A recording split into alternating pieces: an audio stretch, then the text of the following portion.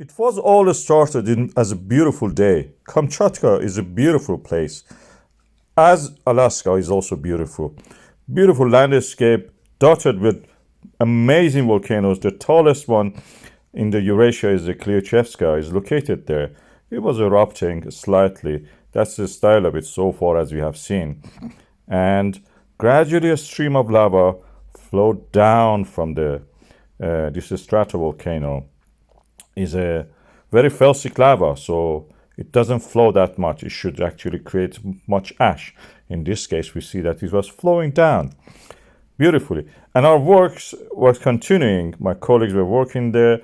The telecommunication need, repair and upgrading. And when it was done by the Kamchatka Geophysics Institute of the Russian Academy of Science, and the seismograms were actually repaired and installed, this happened. We saw the arrival of magma. It's like listening to a train moving and putting your ears on the rail track. And we could hear the magma is coming. They announced a yellow alert warning. And later this was raised to red. And right on time when it was announced to red, just a few days after that, we had the biggest eruption of the Klyuchevskaya so far. One morning we waked up and this was the style of what we see usually in Indonesian volcanoes, very young active volcanoes. Here we have also the same. On the landscape of the Tolbachik volcano, the middle one, which is quiet at the moment, was very impressive. And day and night, this eruption was continuing.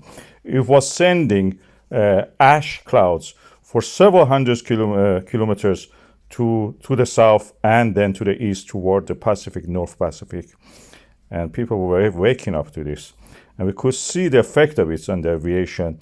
The red alert was issued for the aviation mainly because they use this route because unlike what you think, the shortest distance, for example, between Korea, Japan, and China, and the United States and Canada is not around the Pacific, is going over the pole, actually. This makes it shorter. And the same for the Europe. So you have to use this path, this corridor. And a lot of, sulfur dioxide is being released. We pick up the signature for that. It's forming like cyclone, moving toward the Canada and the United States of America. It may end up eventually in Iceland and Europe also.